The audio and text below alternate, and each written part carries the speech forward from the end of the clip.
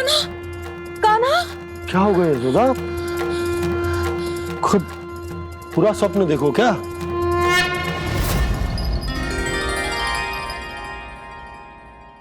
अरे वाह कान्हा, आज तो समय से पहले ही तैयार होगा तू। तैयार तो होना ही था बाबा। इससे पहले कि राक्षस वृंदावन आकर विध्वंस करे, मुझे वन जाके उसका सामना करना है। मैया शीघ्र भोजन बांधो, गौचरण के लिए विलंब हो रहा है। ना, आज कहीं ना जाएगो तुम। आज घर पे विश्राम कर। ऐसा क्यों कह रही हो यशोदा? हर बार क्यों का उत्तर देना आवश्यक ना है जी। मैं ना चाहती आज जे जाए, तुझे ना जाएगो बस। और जे ही क्यों, आज अन्य बालक भी वन में ना जाएंगे गौचारण के लिए। आप गोपो को भेज दो। पर मैया गौचरण कराना तो मेरा दायित्व है।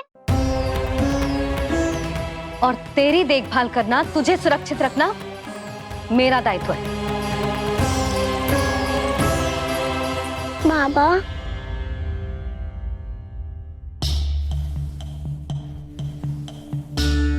आज कछु मत बोल लल्ला। कभी कभी तेरी मैया को मना पाना मेरे बस की भी बात ना होती। आज कछु ऐसो ही दिन है। तूने देखो ना कैसे निर्णय करके बैठ गई है। इससे पहले कि वो राक्षस जगजाय और वृंदावन वासियों को कोई हानि पहुंचाए, मुझे वहां पहुंचना पड़ेगा। पर कैसे?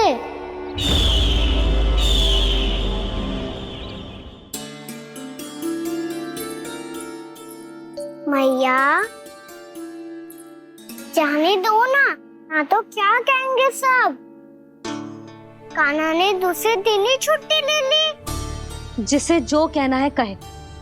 मेरे लिए तेरी सुरक्षा से अधिक महत्वपूर्ण और कछु ना है। देख लल्ला, ना जाने क्यों मेरा मन कह रहा है कि आज वन सुरक्षित ना है। इसीलिए हट मती कर। आज किसी भी मूल्य पे जाने ना दूंगी तुझे।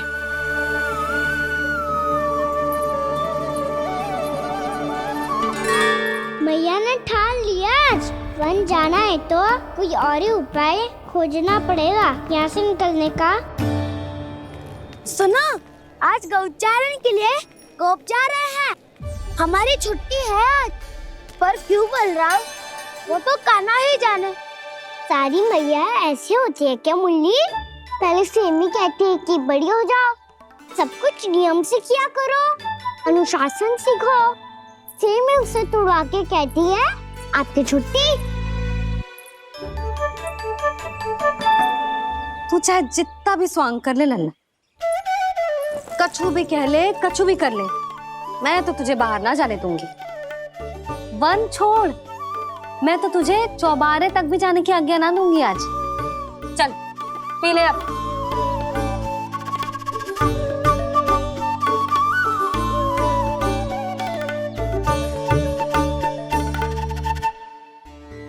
आप समझ नहीं रही हो, मैं नहीं गया तो बहुत बड़ी समस्या हो जाएगी मैया।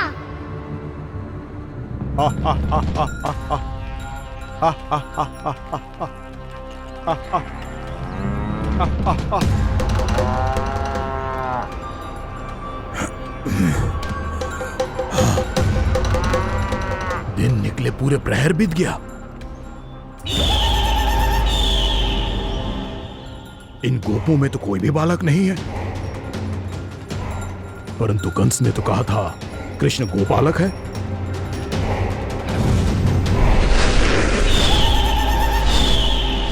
लगता है मुझसे भयभीत हो गया है वो, तभी तो आज गौचारण के लिए नहीं आया। पर मैं भी बकासुर हूँ। जल में छिपी हुई मछलियों को ढूंढ निकालना बहुत अच्छी तरह आता है मुझे।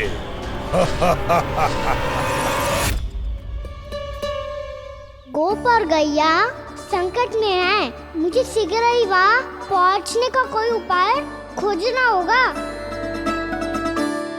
क्या सोच रहे हो? शीघ्र समाप्त कर। चल सिगरेट समाप्त करके भी क्या करूंगा मैया? आप मुझे कहीं तो जाने ही दोगे ना। जाके सिखाओं के साथ भी ना खेल सकता। वो तो है, पर मैं भी तो हूँ, मेरे साथ तो खेल सकते हो है ना? सच्ची? सच्ची। जो मैं खेल बोलूंगा वही खेल खेलोगे आप?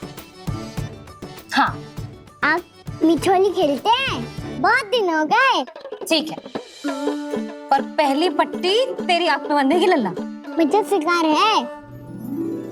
चल पहले दूध समाप्त कर। पूरा समाप्त कर। जे हुई ना बात। आजा खड़ा हो।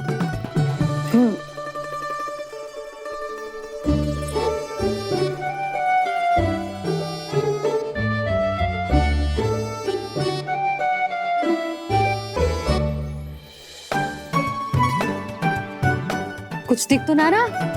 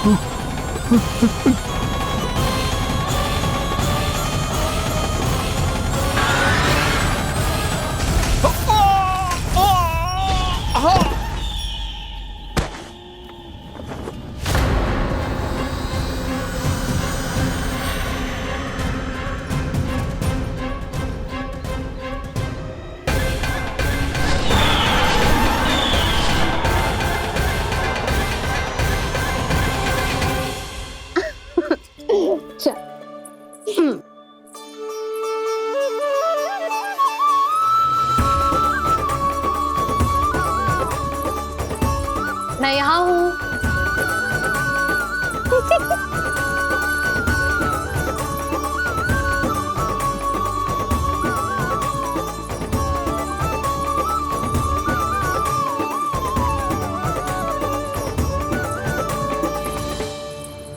इससे पहले कि वो राक्षस किसी को हानि पहुंचाए, मुझे उस तक पहुंचना होगा।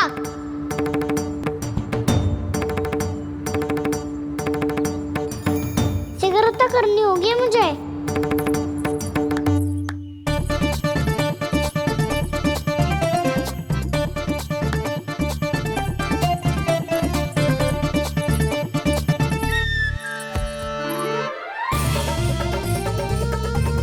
पकड़ लियो मैया, पकड़ लियो। हाँ हाँ पकड़ लियो। पर तू तो अभी वहां था ना, यहाँ कैसे आ गया? आप भी तो वही थी मैया। सिगरेट यहाँ कैसे आ गए? बहाना बनाने से ना बनूंगा मैं। चलो अब आपकी बारी। हाँ हाँ ठीक है।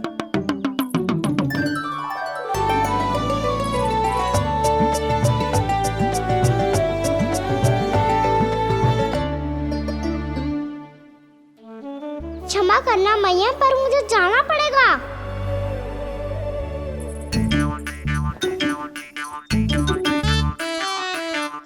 मैया पकड़ो मुझे। कहाँ है लल्ला?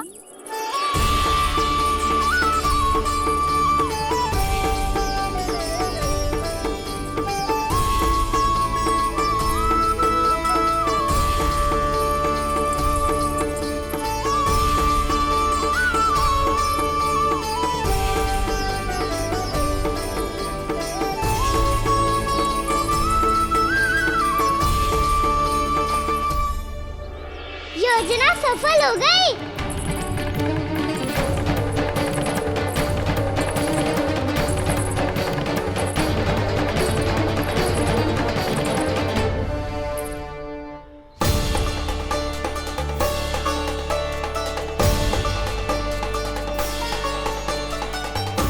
मुझे माफ करना मैया, आपको बिना बताए जाना पड़ रहा है।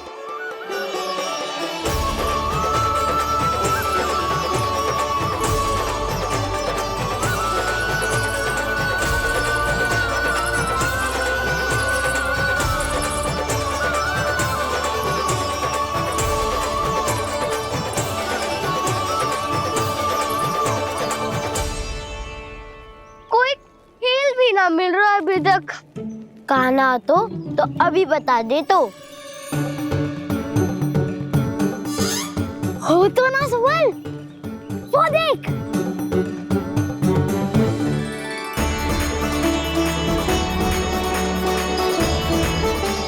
क्या कर रहा है इतनी शीघ्रता में? वन की ओर जा रहा है, वो सारे कर रहे। चले। हाँ।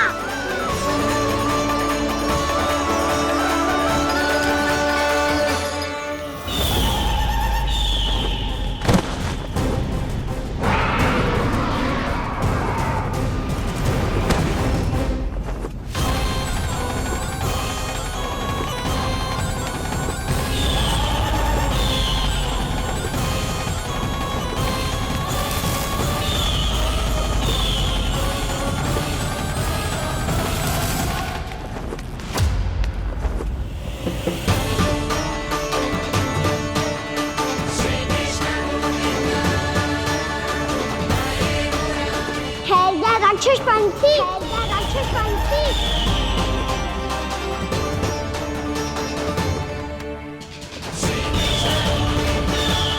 गोपालक कृष्ण हूँ मैं, नंदराज का लल्ला, वृंदावन का राजकुमार। मेरे रहते तो मेरी प्रजा को कोई हानि ना पहुंचा सकता। तू है कृष्ण? तुझ पर क्या प्रहार करूं मैं?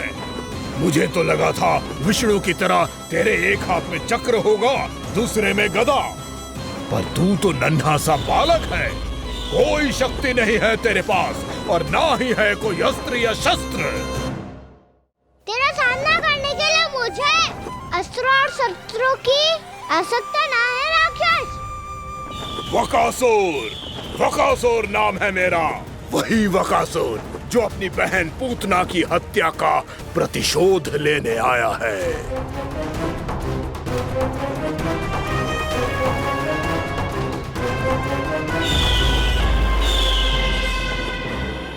जानता है, इंद्र, अग्नि, वायु, वरुण, यम या कोई भी अन्य देवता, कोई मेरे समान शक्तिशाली नहीं है।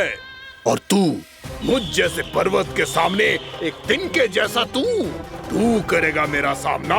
तू रोकेगा मुझे? बस एक ही प्रहार में तुझे अपना आहार बना लूंगा मैं।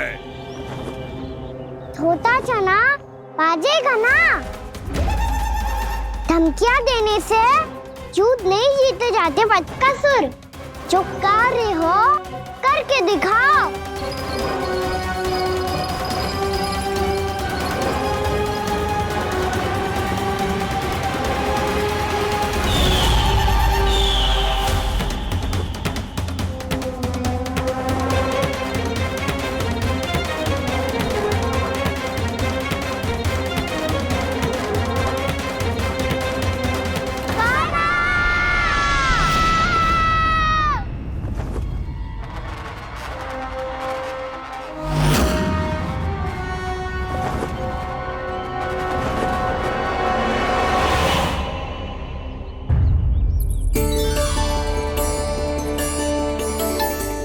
लल्ला, देख तेरी मैया थक गई है अब बस कर लल्ला, ताली बजा। कान्हा, अब बस कर।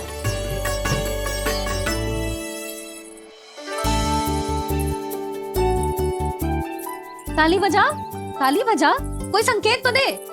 बता कहाँ है तू? पकड़ लिया।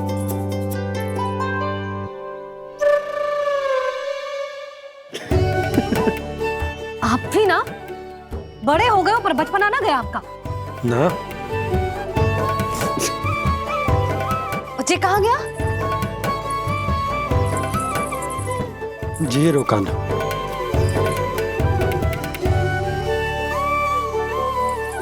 फिर से मेरे साथ छल करके भाग गए, और गए हो कहाँ?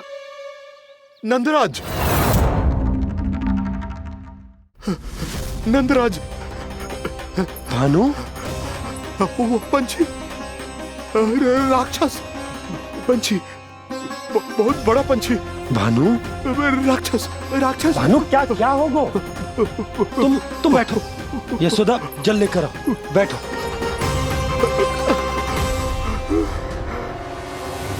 यदि आपको भूख लगी है तो मुझे खा लो, पर मेरे सखाओं को छोड़ दो पंछी जी।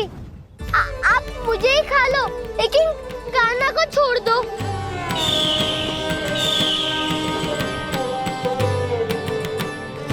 हम सबको खा लो, पर कान्हा को जीवन दान दे दो।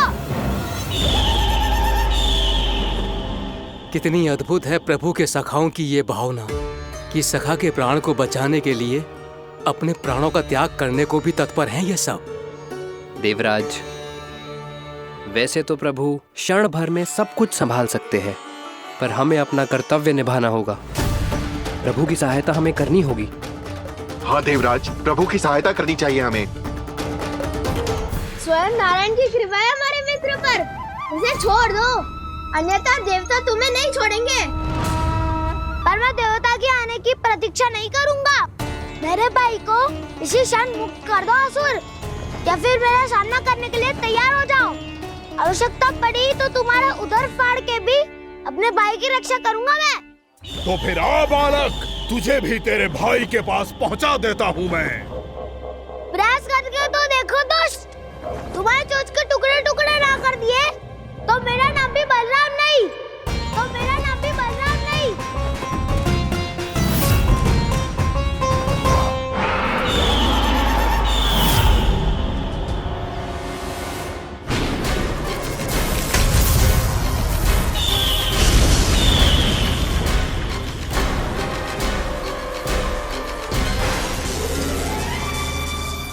तेरी प्रार्थना स्वीकार हो गई मधु।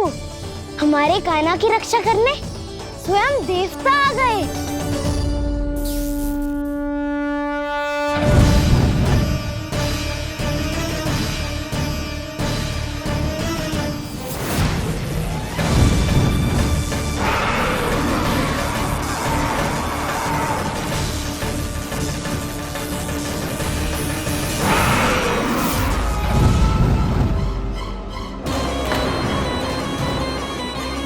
बस करो इंद्र, अपने वज्र का प्रयोग मत करो। तुम्हारे प्रहार से मुझे गुदगुदी हो रही है।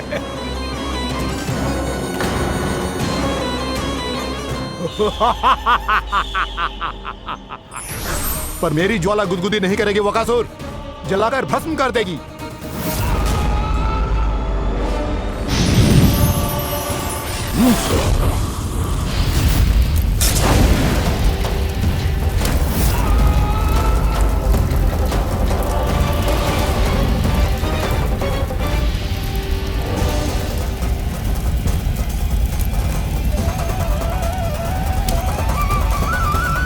क्या बहुत बड़ो? बहुत बड़ो पंछी। पंछी? बहुत बड़ो पंछी। पंछी नहीं, वो राक्षस कान्हा को निगल गया। हाँ?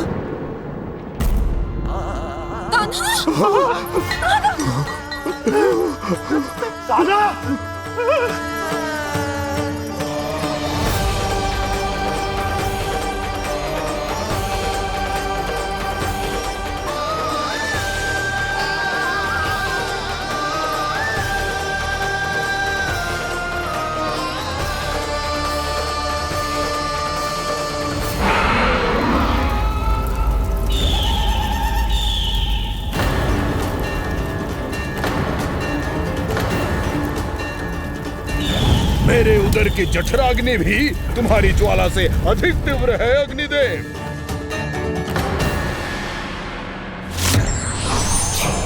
अब यम का पाश ही दंड देगा इसे।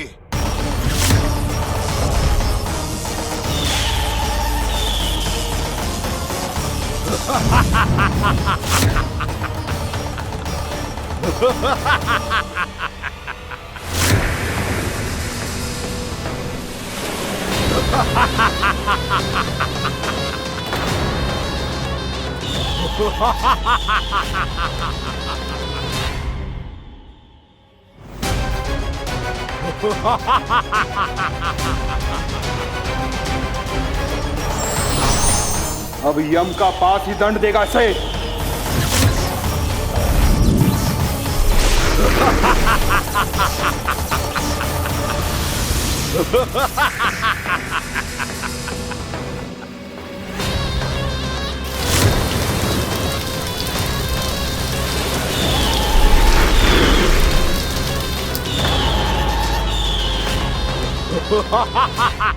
तूने जल की धार को भले ही काट दिया हो दुष्ट, पर हिम में धार नहीं होती। अब मेरी हिम शक्ति तुझे जमा कर नष्ट कर देगी।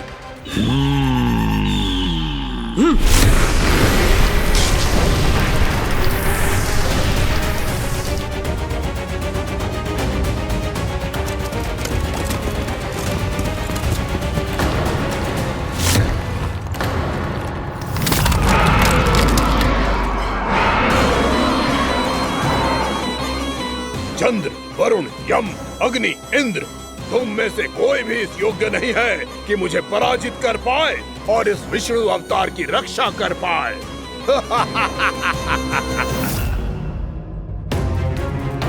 इस असुर को तो देवता कुछ ना बिगाड़ पा रहे हैं। अब क्या होगा खाना का? बकासुर, मैं अपनी किरणों की ताप से तुझे छलनी छलनी कर दूंगा।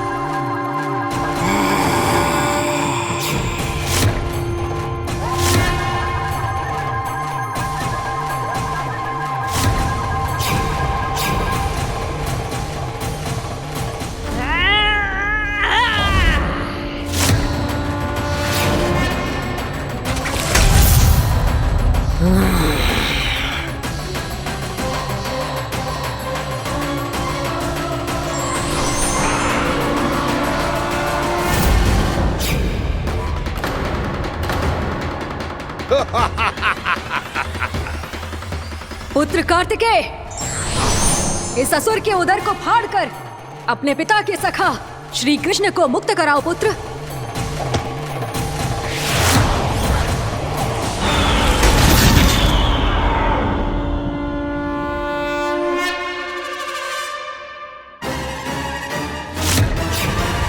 मैंने कहा था, तुम में से कोई भी मेरा बाल भी बांका नहीं कर पाएगा। तुम देवताओं का तो सामर्थ्य ही क्या, स्वयं देवों के देव महादेव भी मेरा कुछ नहीं बिगाड़ पाएंगे। कृष्ण को अपने उदर में ही पचा जाऊंगा मैं।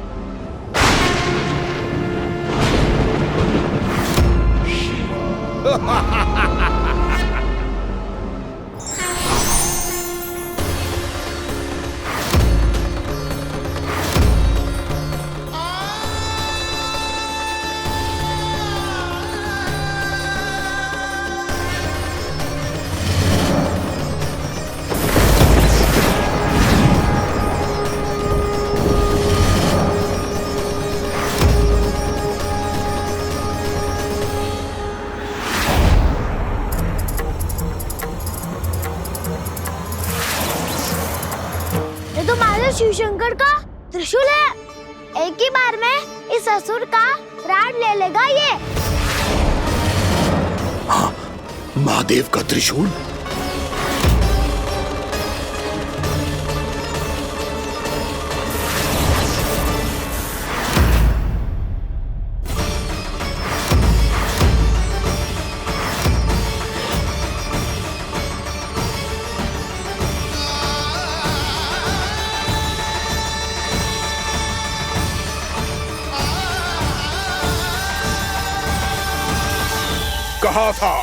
कहा था मैंने, स्वयं महादेव भी मेरा कुछ नहीं बिगाड़ सकते।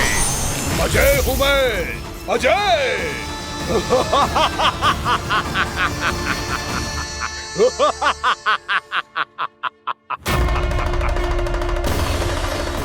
प्रभु, आपके त्रिशूल की महिमा तो अपरंपार है, तो फिर ये ठहर क्यों गया? आपने अपने त्रिशूल को वापस क्यों ले लिया महादेव? इस दुष्ट का संहार क्यों नहीं किया?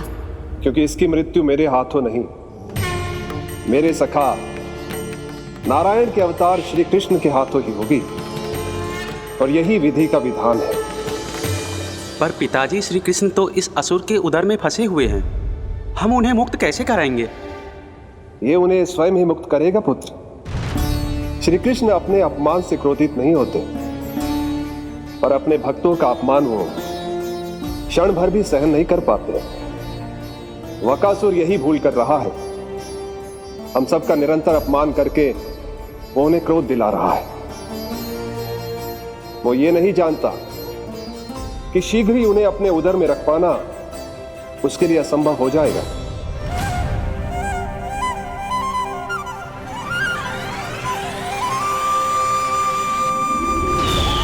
क्या हुआ महादेव? पराजित होकर भी मुस्कुरा रहे हैं। पर अब तो महादेव कहलाने के भी योग्य नहीं रहे आप। असफल देवताओं की इस अयोग्य सेना को लेकर चले जाइए यहां से। ना ये मेरा सामना कर सकते हैं और ना ही आप। मेरी शक्ति के सामने आप अक्षम हैं महादेव।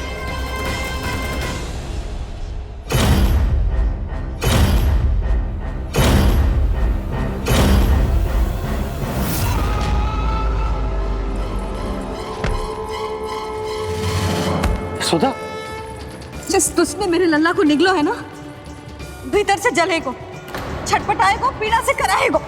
जिस दुष्ट ने मेरे लल्ला को निगलो है ना, भीतर से जलेगो, छटपटाएगो, पीड़ा से कराएगो। ये क्या हो रहा है मुझे?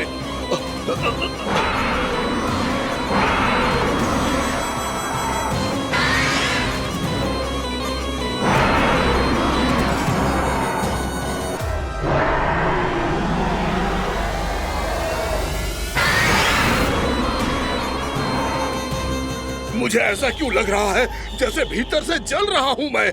ये क्या हो रहा है मुझे?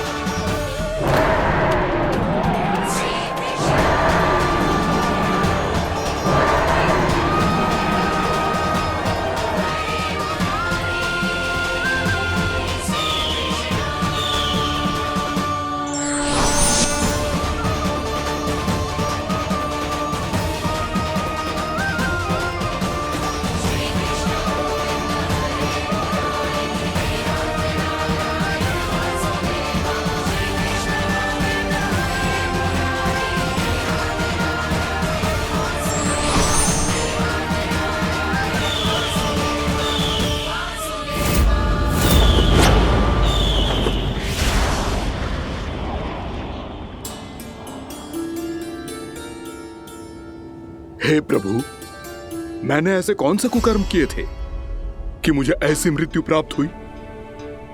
और ऐसे कौन से सुकर्म किए थे क्या आपके हाथों से मुझे मोक्ष प्राप्त हुआ है प्रभु? श्री में स्मरण करो, हे जरीफ की पुत्र वक्कासुर। स्मरण करो, कैसे अपने पिता की तरह अभिमान से भरे हुए थे तुम। स्मरण करो, कैसे हमें पराजित करने के लिए पूरी सृष्टि को संकट में डाल दिया था तुमने, और हमें विवश होकर पराजय स्वीकार करनी पड़ी थी। स्मरण करो, कैसे तुमने देवराज इंद्र का छत्र चुरा लिया था। पर यह सब भी पर्याप्त नहीं था वक्कासुर। तुम्हारे पापों का घड़ा तब भरा था जब तुमने देवी गंगा के जल में साधना करते हुए जजाली मुनि की तपस्या में व्यवधान डाला था।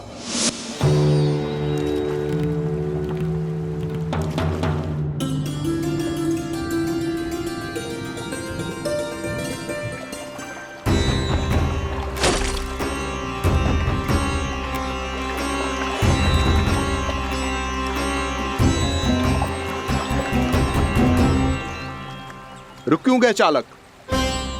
नौका को आगे की ओर ले चलो। आगे बढ़ना उचित नहीं होगा महाराज। यहाँ से कुछ ही दूरी पर जालजली मुनि तपस्या कर रहे हैं। तो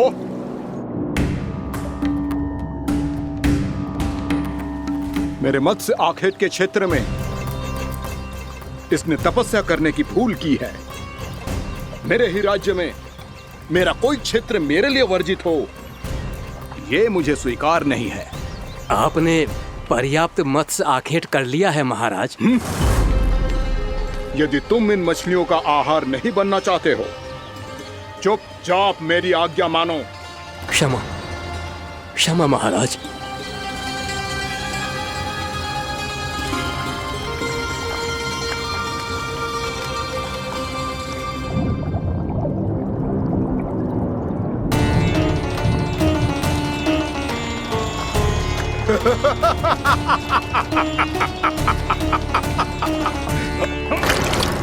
मुनिवर, रक्षा कीजिए, रक्षा कीजिए मुनिवर, हमारे प्राण बचाइए मुनिवर, मुनिवर हमारे प्राण बचाइए।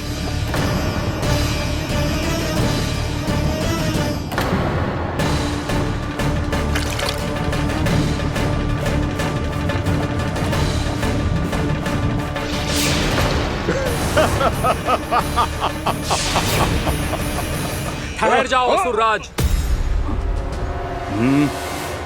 इन मछलियों को हानि ना पहुंचाओ। क्यों मुनि?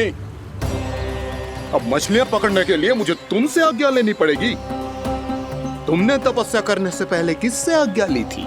मां गंगा से, इस जल में रहने वाली सभी मछलियों से। इस उपकार के बदले इन सभी मछलियों को रक्षा करने का वचन दिया था। इसीलिए असुरराज, मैं शांति से कह रहा हूं, इस स्थान को अशुद्ध ना करो। चुपचाप यहां से चले जाओ, नहीं तो इसका परिणाम अच्छा नहीं होगा।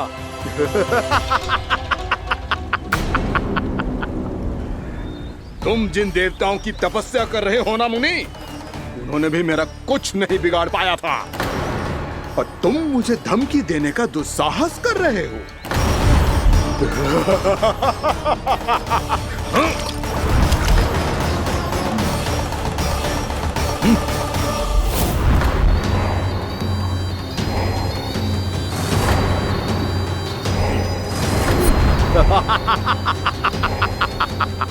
मूर्ख, विचारों से तो तू राक्षस है ही, और स्वभाव से उस बगुले की तरह है जो भूख ना होने पर भी उन निर्दोष मछलियों को आहार बनाता रहता है। इसलिए अभी इसी क्षण से तू वकुला का जीवन जिएगा। ये मेरा श्राप है, ये मेरा श्राप है।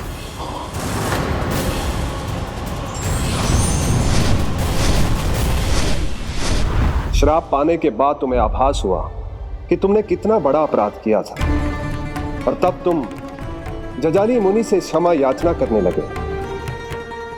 तुम्हारे अपराध बोध को जानकर मुनि श्रेष्ठ शांत हुए और उन्होंने तुम्हें वरदान दिया। श्राप से मुक्ति का एक ही मार्ग होता है असुर, पश्चाताप। तुम्हें अपने भूल का पश्चाताप है, इसीलिए मैं तुम्हें वरदान देता हूं। तुम्हें मेरे श्राप से मुक्ति अवश्य मिलेगी। स्वयं प्रभु श्री नारायण के अवतार इस बगुले के देह के बंधन से तुम्हें मुक्त करेंगे।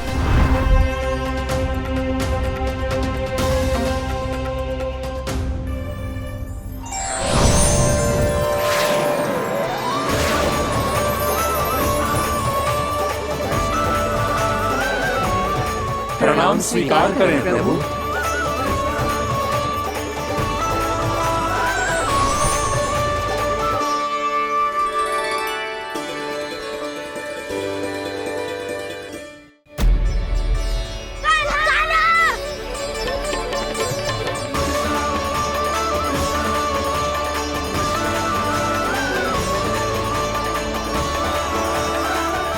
मुझे ना बताओ कि तुम सबने क्या देखा है, शायद जो देखो है, बस मैया से कछु मत ही बताना। कान्हा!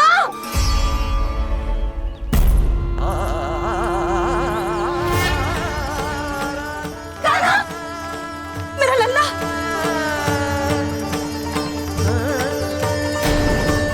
भानु बता रहा था तुझे कोई असुर पंछी निकल गया था। हाँ?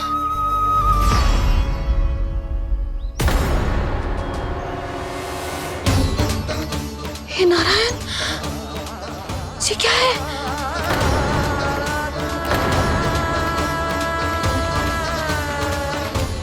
ये सब कैसे हुआ लल्ला? हाँ? कोई बताएगा मुझे ये क्या है?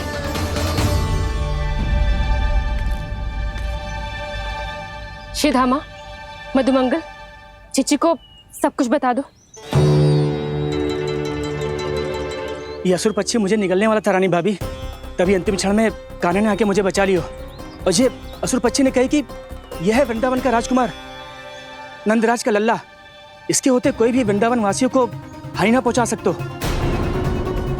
रानी भाभी, कान्हा ने अपने प्राणों की चिंता ना करी और इस क्रूर राक्षस से भिड़ गयो और इस राक्षस पक्षी ने इसे निगल लियो। इतना पर्याप्त है भोला काका, सब कुछ बताने की आवश्यकता नहीं है।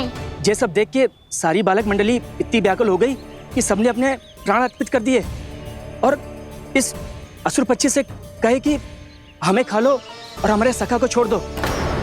इन बालकों का पराक्रम देख के सभी देवतागण यहाँ आ गए और उनके हृदय भी पिघल गए और उन्होंने इस राक्षस पक्षी से युद्ध करके इसे मार गिराया।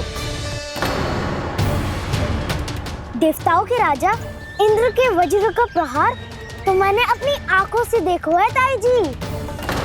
और फिर उसके बाद अग्निदेव ने अग्निवस्त्र का प्रहार किया। जय ना काकी, वरुण देव, कार्तिकेय, यमदेव सबने मिलके युद्ध किया इस राक्षस से। कहा था अभी मत बोलना। अरे सब मिलके फंसा दोगे मुझे। सर माँ भद्रकाली, हम आधे शिव शंकर भी आए थे छोटी माँ। जाओ आप भी। बाबा साईता। मुझे लगता है कि ये कान्हा भी इन्हीं देवताओं में से एक है। संभव तो है चीची। स्मरण है, पूतना और तृणावर्त के आक्रमण के समय भी ऐसा ही हुआ था। सभी राक्षस मारे गए थे पर अपने कान्हा को एक खरोच तक न आई थी। हाँ जीजी, मुझे लगता था कि श्री नारायण की विशेष कृपा है हमारे कान्हा पे, पर अब तो देख के लग रहा है कि हमारा कान्हा ही स्वयं श्री नारायण है। या फिर उनका अवतार है ये। अरे बस करो तुम सब, ऐसा कछु ना है। अरे जितनी बात सुनी है उससे तो यही लग रहा है कि कान्हा देवताओं और असुरों की युद्ध के बीच में फंस गया था। उसका इस सब से कोई लेना देना ना है। तो फिर इसके तन पे एक भी खरोच क्यों ना आया नंदराज? हाँ,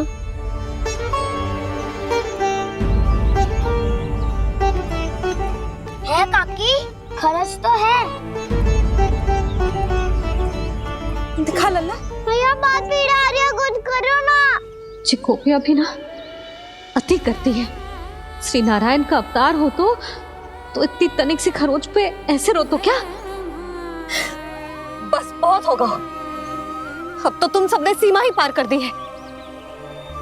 कभी से श्री नारायण बुलाते हो, कभी श्री नारायण का अवतार। तनिक कछु हो ना जाता है कि तुम सब कहानियां बुनने लगती हो। जे बस साधारण सा बालक है, मेरा लल्ला है जे भगवान मत ही बनाओ।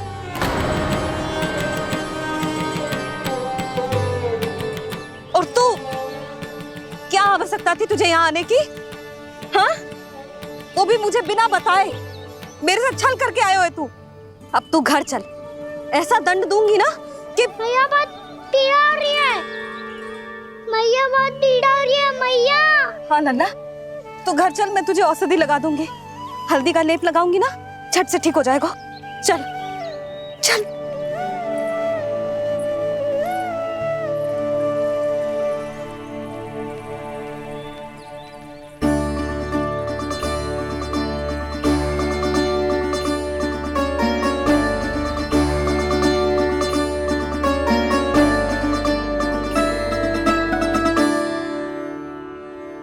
बस लल्ला बस, रो मत।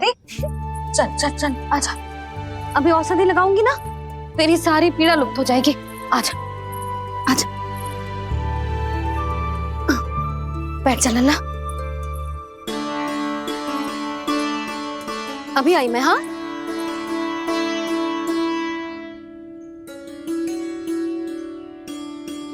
मैया।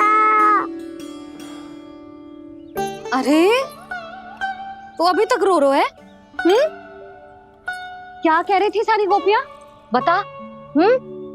के मेरा लल्ला श्री नारायण का अवतार है, दिव्य है, भगवान है। और जो भगवान इतनी छोटी सी चोट पे रोते हैं क्या? इतनी तो लगी भी ना है तुझे जितना तो तू आ ऊ कर रो है।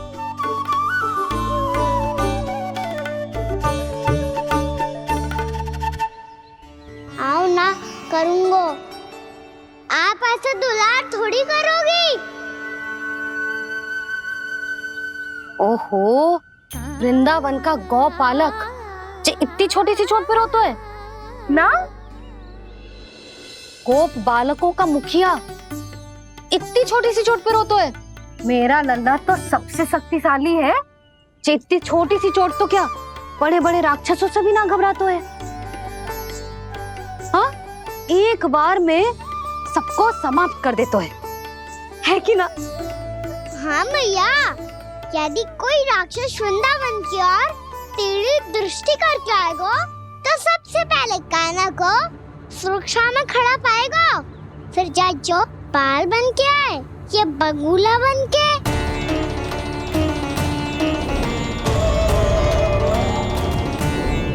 ना लल्ला, सोचो भी मती। वृंदावन की सुरक्षा करना तेरा दायित्व ना है।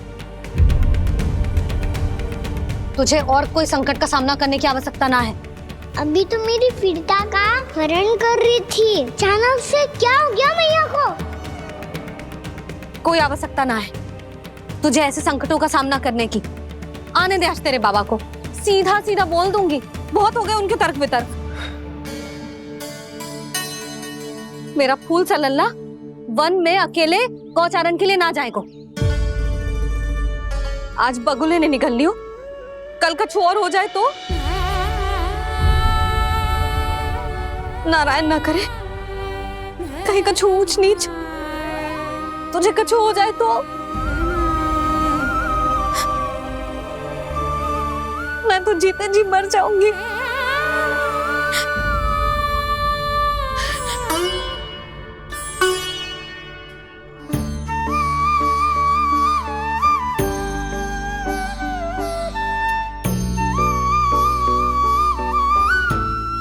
लल्ला की वीर मैया इतनी से बात तो रोती है क्या?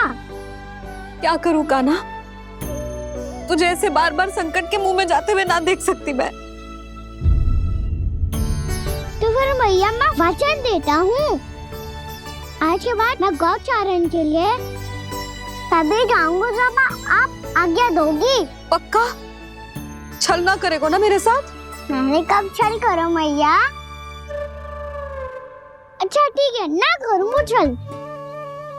यदि आपसे पूछे बिना बाहर निकलो तो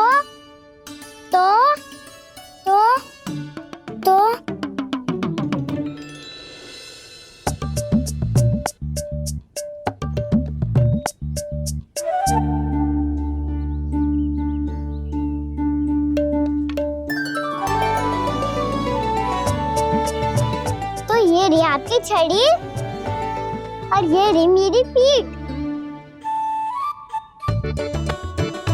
चेक देना तापर तोड़। ठीक है, जब तूने अपना दंड निर्धारित कर ही लियो है तो सोच ले, अब अगर तूने मेरी बात ना मानी तो तोड़ तोड़ छड़ी पड़ेगी, समझ आई?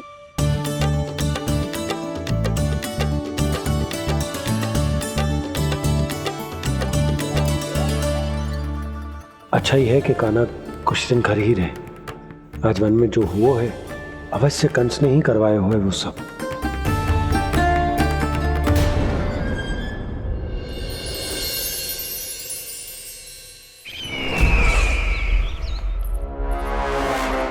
आपका ये धनुष तो सबसे अधिक शक्तिशाली था महाराज, ये कैसे टूट गया? कहीं ये बकासुर की पराजय का संकेत तो?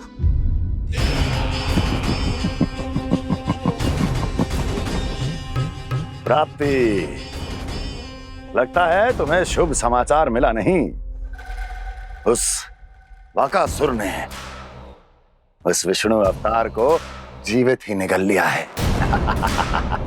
अरे अब तक तो उस नन्हे से बालक को पचा भी चुका होगा वो।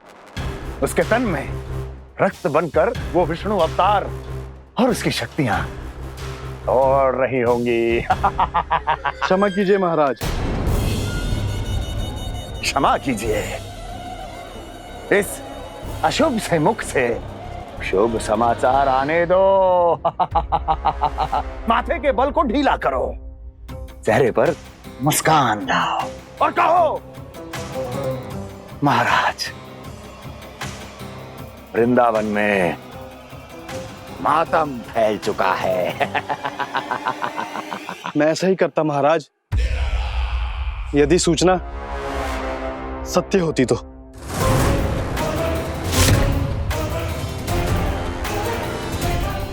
कहना क्या चाहते हो? एक क्षण में सूचना उगलो, अन्यथा मेरा योद्धा बकासुर विष्णु अवतार की तरह तुम्हें भी जीवित निकल जाएगा। आने दो। बकासुर मारा गया महाराज, बकासुर मारा गया महाराज, बकासुर मारा गया महाराज। बकासुर मर चुका है? असंभव। असंभव।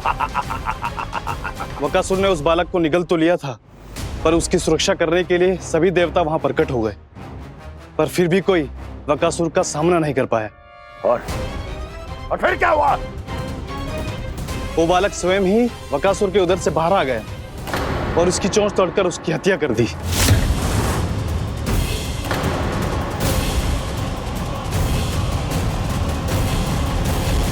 वन में बकासुर की चोंच टूट गई और यहाँ आपका ये धनुष।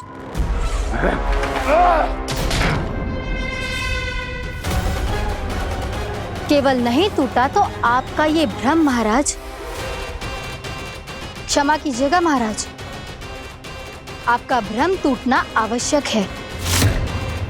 आवश्यक है आपको यह आभास होना कि उस विष्णु अवतार को पराजित करने के लिए आपके साधारण योद्धाओं में वो सामर्थ्य नहीं है। अच्छा सर, पूतना, तृणावर्त, बकासुर, ये सब साधारण नहीं थे प्राप्ति, साधारण नहीं थे। फिर तो ये और भी अधिक चिंता का विषय है महाराज, क्योंकि इसका अर्थ तो यही हुआ कि वो विष्णु अवतार कुछ अधिक ही असाधारण है और उसका सामना करने के लिए और उसे मिट्टी में मिलाने के लिए आपको एक ऐसे अस्त्र की आवश्यकता है जो उसके सामने ना झुके और ना ही टूटे।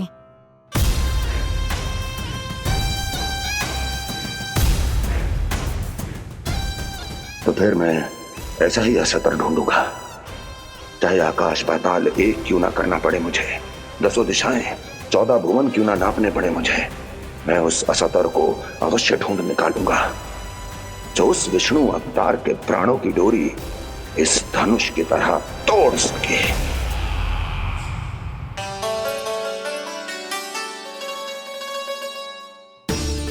थैंक्स पापा, मैंने मैया को वचन दिया है कि जब तक नहीं चाहेंगी मैं वन नहीं जाऊंगा। इसलिए आप मुझे मारने के लिए कोई शक्तिशाली असुर ढूंढने में व्यस्त रहो। कुछ दिन तब तक मैं व्यस्त रहूंगा अपनी मैया की सेवा करने में।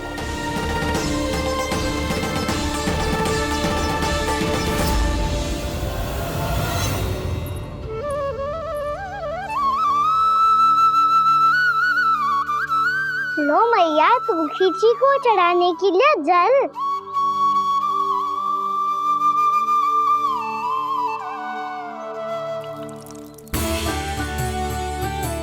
लो मैया, और आटा।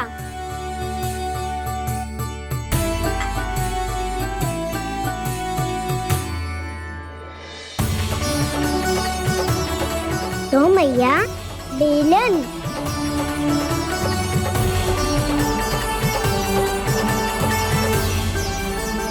ले तनिक खा ले। ओ मैया, भूख ना लगी है। बिना भूख के खाने से क्या लाभ? और तेरा जब पेट तो कह रहा है कि उसे भोजन चाहिए। और लाभ कैसे ना है लल्ला? भोजन का लाभ है ना, तन को पोषण मिलेगो, स्वास्थ्य बनेगो, जो तेरी भुजाओं में शक्ति आ जाएगी ताऊ के जैसी, ताऊ से भी अधिक। तेरे जे केस भी लंबे हो जाएंगे। सच्ची मैया? सच्ची। माप के देख लियो नित्य दिन। तनिक खा।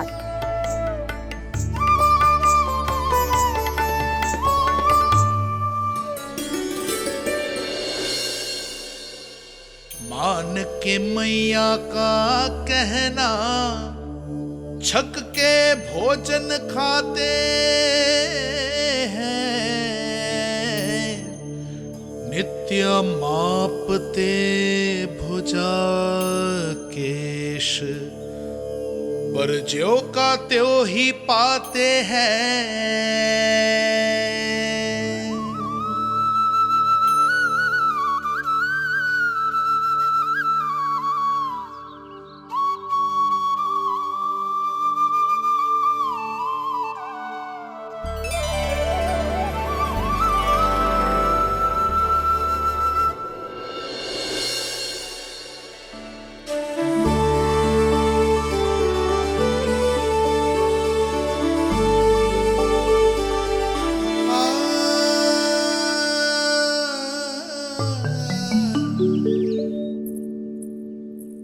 ले लल्ला, फल खा ले। ना, मुझे ना खाने फल वल। क्यों? लंबे केस और शक्तिशाली भुजाएं ना चाहिए? व्यर्थ है ये सब। पिछले 10 दिनों से देख रहा हूँ, ना केस लंबे हुए हैं, ना भुजाएं शक्तिशाली बनी है। 10 दिन में कछु ना होने वाला। 10 सप्ताह ऐसे खाएगो ना, तब जाके कछु बदलाव दिखेगो। समझ आई? चल अब खा ले। वैसे भी मुझे बहुत सारी तैयारियां करनी है आज। इसीलिए भैया, एकादशी के व्रत के लिए लल्ला। सुनो जी, सारी सामग्री आ गई? हाँ, तुमने जो कही थी सब ले आए हूँ।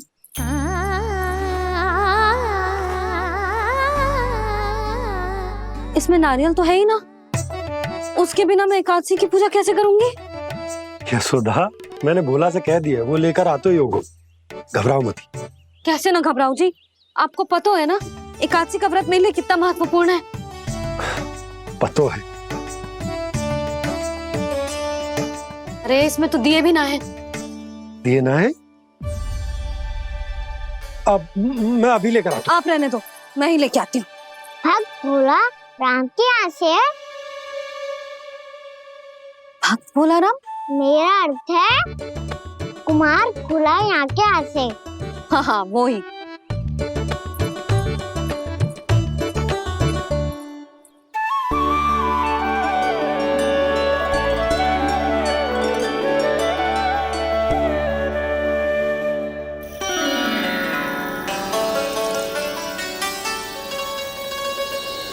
श्री हरि, श्री हरि, मेरे श्री हरि।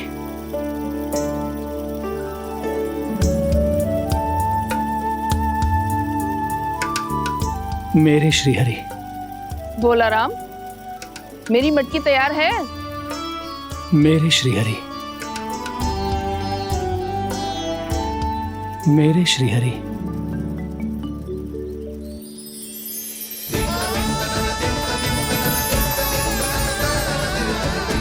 भोला राम,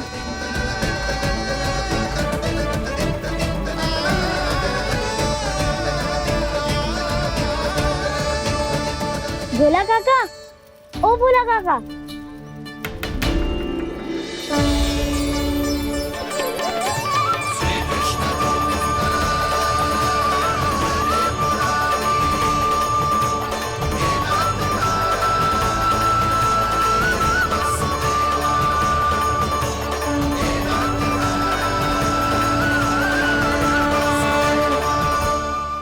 अरे श्रीहरि प्रसन्न हो गए, मेरे श्री हरि आ गए, मेरे भगवान आ गए, मेरे श्री हरि आ गए, मेरे भगवान आ गए, मेरे श्री हरि आ गए, मेरे भगवान आ गए, मेरे श्री हरि आ गए, मेरे भगवान आ गए, मेरे भगवान आ गए, मेरे घर मेरे भगवान आ गए।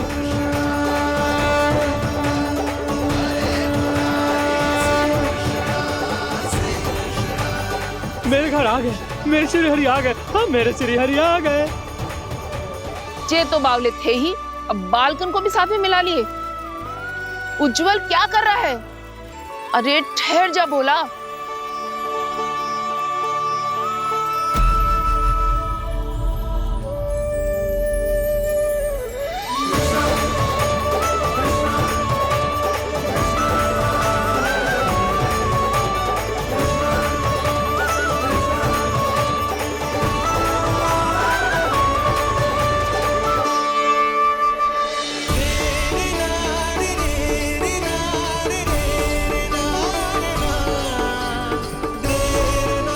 प्रेम से बुलाओ, आएंगे हरी भी।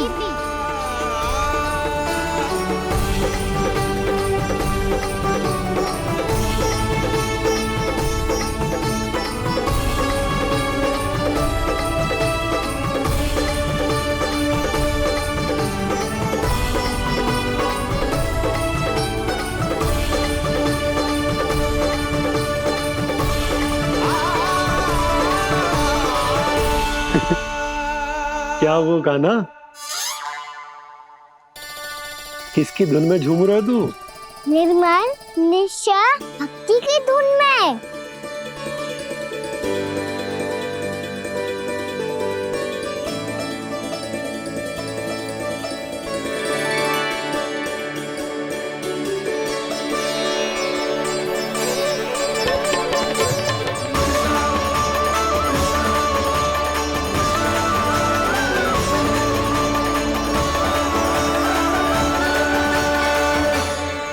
अरे क्या हो गया इन्हें?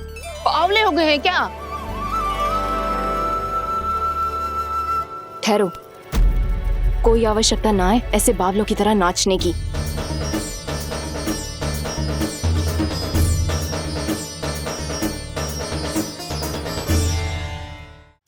जे बावले ना है मौसी, भक्ति में रम गए हैं। बस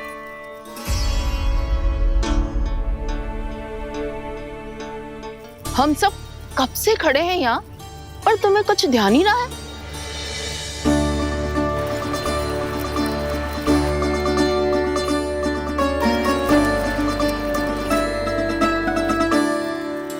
नाच गाने में ऐसे मगन हुए कि हमें देखा भी ना। मुझे नाचते हुए देख मेरे श्री हरि को इतना आनंद आ रहा था कि मैं अपने आप को रोक नहीं सका। और वैसे भी मेरे जन्म का एकमात्र उद्देश्य है श्री हरि की सेवा करना, श्री हरि को प्रसन्न करना। तुम बावले हो भोला राम, या हमें बावला बना रहे हो? श्री हरि और तुम्हें देख रहे हैं? हाँ, अभी वो यहीं थे, देख रहे थे। भोला काका, आपने भी ना अति कर दी। अब हमें भी बताओ तनी, कहाँ थे श्री हरि?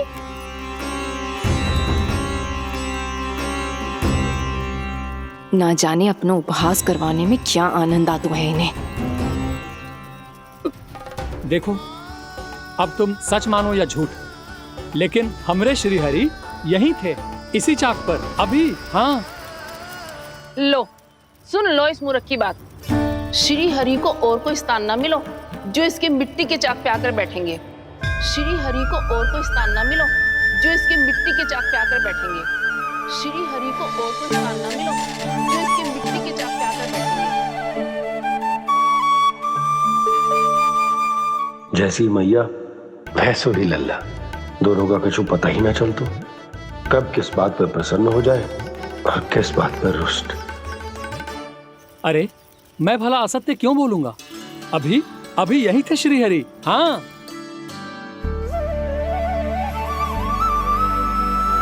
हाँ, जैसे श्री हरि को तो कोई कार्य है ही ना, वो तो आतुर होके बैठे रहते हैं कब तुम हरि हरि बुलाओ और वो दौड़े चले आए।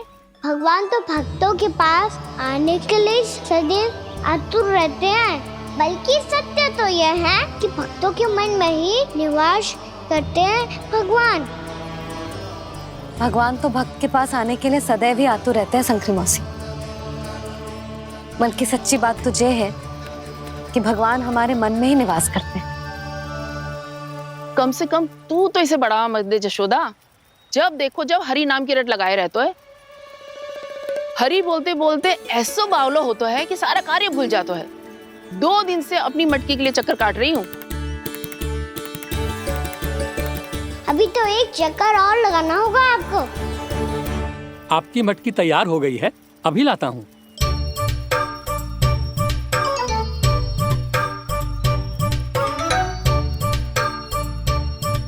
लो जी मटकी।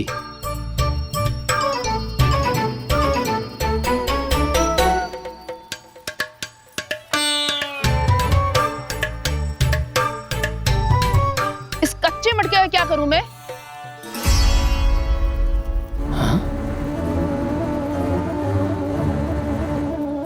पर इसे तो मैंने भट्टी में पकाया था। अब तू ही देख ले कितना ध्यान रहता है इस कार्य पे। और कह तो है कि श्री हरि आते हैं इससे मिलने। हाँ आते हैं और आगे भी आएंगे हमारे श्री हरि हमसे मिलने। और आके मोक्ष देंगे, है ना? मांगूंगा तो मोक्ष भी दे देंगे, मांगूंगा तो मोक्ष भी दे देंगे, मांगूंगा तो मोक्ष भी दे देंगे। अभी तो ये बता कि तू मुझे मेरी मटकी कब देगो? और मेरी मांग कब पूरी करोगे भोला राम जी? मेरो घड़ा मेरे दिए तो तैयार है ना? कल एकादशी की पूजा और व्रत के लिए। एकादशी का व्रत? हाँ, एकादशी का व्रत। इसे करने से श्री हरि बहुत प्रसन्न होते हैं। अच्छा, फिर तो अभी लाया।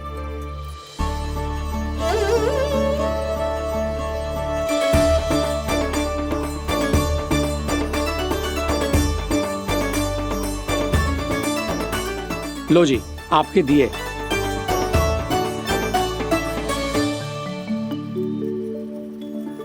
और जो हमने मांगा है वो? बाकी सब शेष द्वादशी के दिन मिलेगा, क्योंकि कल मैं भी एकादशी का व्रत रखूंगा, क्योंकि कल मैं भी एकादशी का व्रत रखूंगा, क्योंकि कल मैं भी एकादशी का व्रत रखूंगा।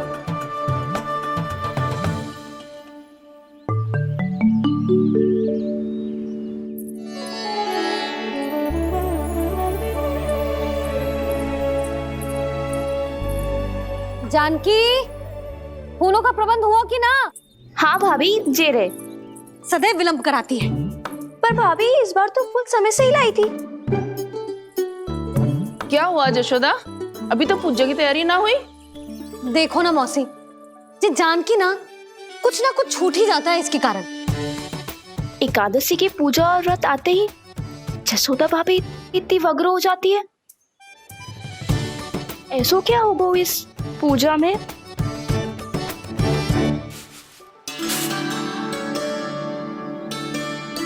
ये थाली में रोली चंदन रखने से, दिया जलाने से के होगो? आपको पता भी है एकादशी का व्रत क्यों रखते हैं, क्या महत्व है इसका? लो, जे तो मैं जसोमती रानी से पूछना भूल ही गया। पर हाँ भगवान, मेरे लिए इतना ही पर्याप्त है कि इस व्रत को रखने से मेरे श्री हरि हमसे प्रसन्न हो जाएंगे।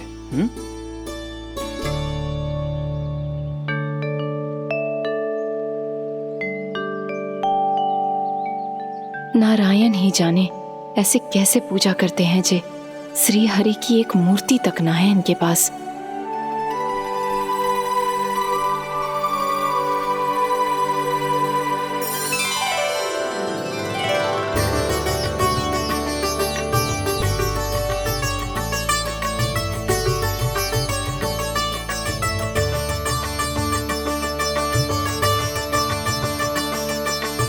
प्रभु, न तो मेरे पास मूर्ति है और ना तो इस व्रत के विधि विधान के बारे में मुझे जानकारी है और ना ही मुझे इसके महत्व के बारे में जानकारी है, पर फिर भी मैं करना चाहता हूं।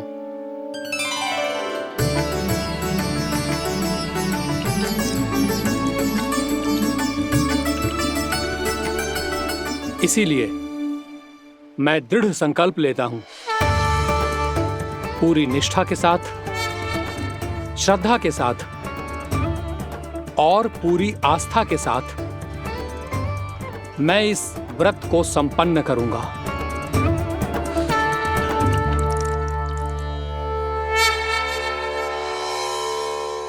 हम संकल्प लेते हैं कि एकादशी के व्रत को पूरी निष्ठा के साथ संपन्न करेंगे।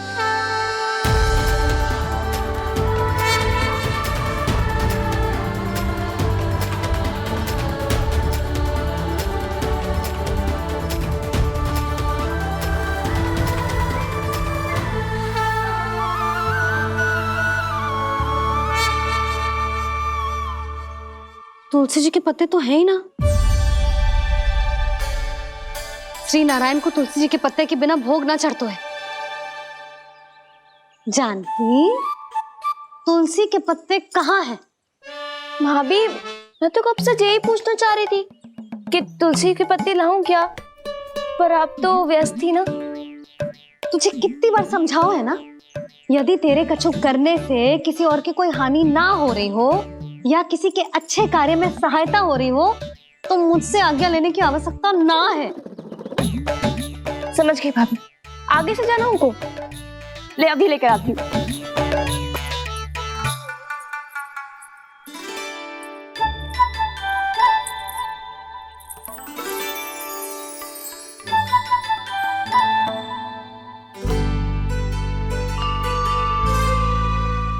ताऊ, आपने पहले ये व्रत करो है? आपको इसका महत्व पता है? भाभी चलो। जानकी, तुमने ये व्रत करो है? फिर तुमको इसका महत्व पता है?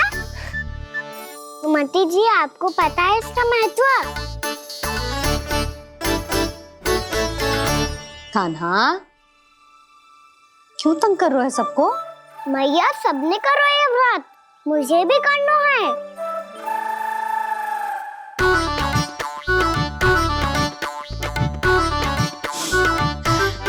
ये व्रत केवल बड़ों के लिए होती है लल्ला। जब आप ये व्रत कर सकती हो, बाबा कर सकते हैं,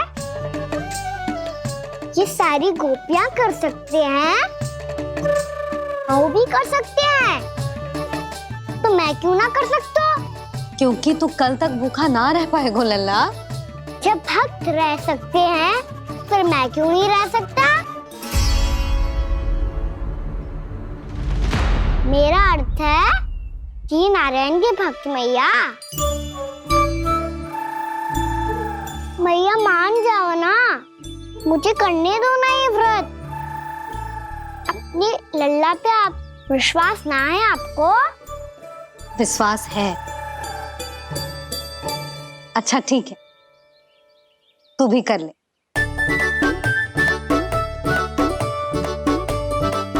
पर मैया, व्रत की कथा तो सुनाओ, मैं तो अबध हूँ ना। मुझे कैसा पता चलेगा कि ये व्रत करते क्यों हैं?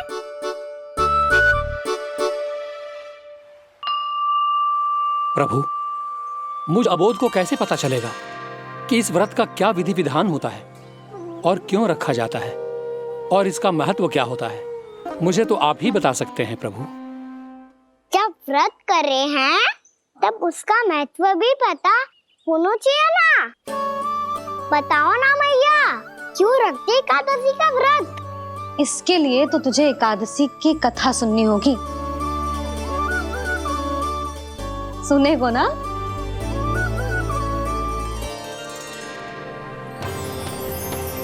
वसुदेव सुतं देवं कंस चाणूरमर्दनम् श्रीहरि, यशोदा परमानन्दम्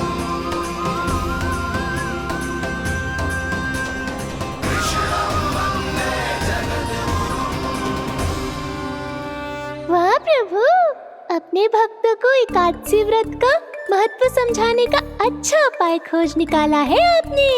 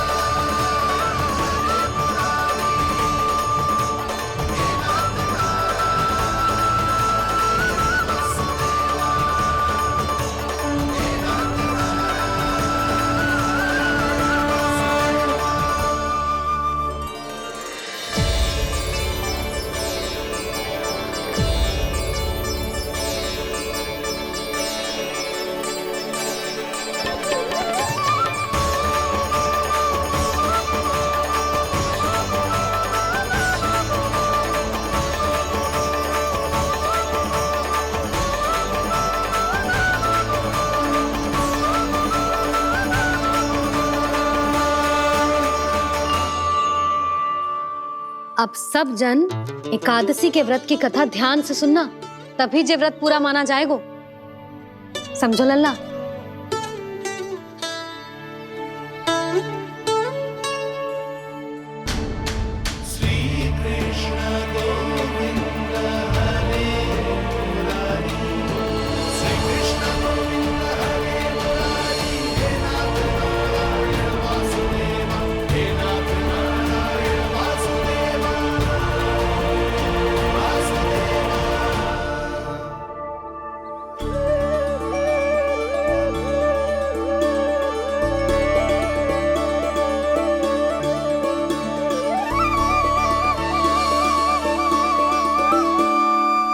सतयुग में चंद्रावती नाम के नगर में मूरा नाम का एक असुर राज्य करता था। ओम ब्रह्मदेवाय नमः। ओम ब्रह्मदेवाय नमः। ओम ब्रह्मदेवाय नमः। ओम ब्रह्मदेवाय नमः।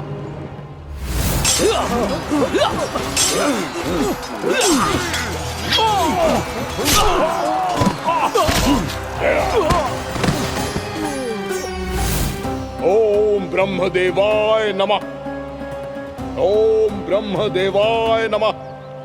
जब उसने देवताओं के हाथों असुरों की पराजय देखी, तब वो वरदान पाने के उद्देश्य से ब्रह्मा जी की तपस्या करने चला गया।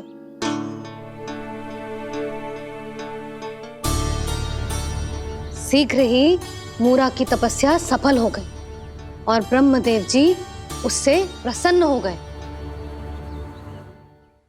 ओम ब्रह्मदेवाय नमः। ओम ब्रह्मदेवाय नमः। ओम ब्रह्मदेवाय नमः।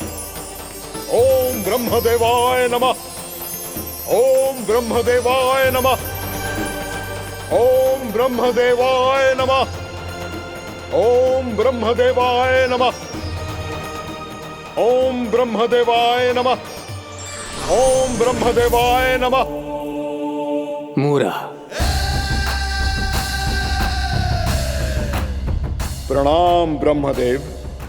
तुम्हारी तपस्या सफल हुई। बोलो, तुम्हें क्या वर चाहिए? सृष्टि के रचयिता ब्रह्मदेव, कृपया मुझे ऐसा वरदान दीजिए जिसकी सहायता से मैं त्रिलोकी विजयी बन जाऊं और कोई देवता मुझे पराजित ना कर सके। यहां तक कि देवताओं के रक्षक, सृष्टि के संचालक भगवान श्री विष्णु के लिए भी मैं अपराजय रहूं। तथास्तु, तथास्तु, तथास्तु। प्रणाम ब्रह्मदेव।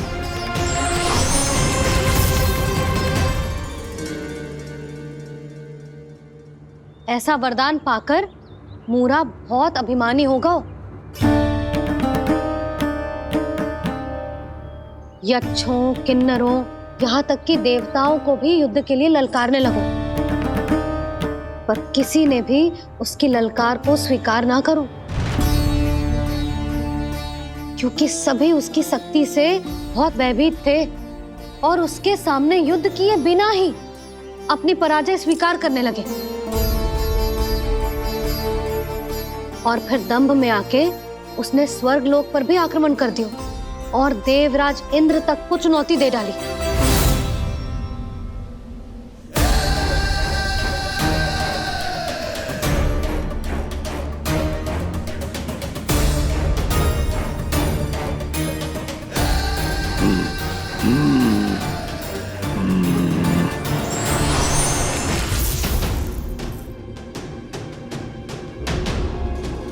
मैं प्रतीक्षा कर रहा हूं देवराज, क्या उत्तर है तुम्हारा? मुझसे युद्ध करोगे या फिर बिना लड़े ही पराजय स्वीकार कर मेरे अधीन हो जाओगे और सौंप दोगे मुझे अपना ये स्वर्ग लोक? सारी शक्ति तुम्हारे मुख में है या कुछ बाहुबल भी है तुम्हारे पास? मैं तुम्हारी चुनौती स्वीकार करता हूं मूरा, मैं तुम्हारी चुनौती स्वीकार करता हूं मूरा।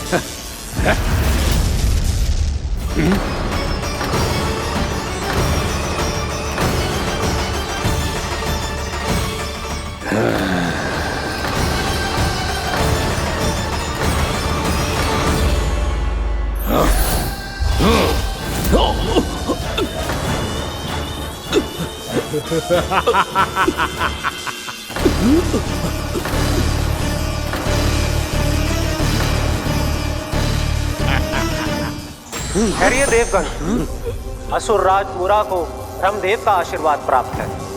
आप में से कोई भी इन्हें पराजित नहीं कर पाएगा।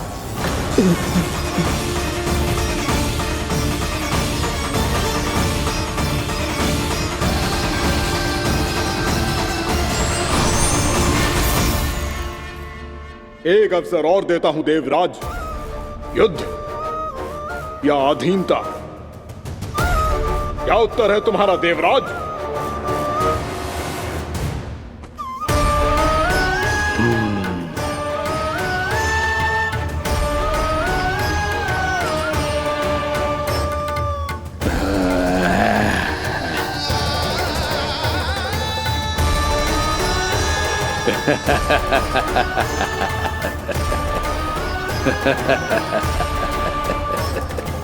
इंद्र और सभी देवताओं ने मूरा के आतंक में आके उससे भयभीत होके अपना सिंहासन छोड़ दियो।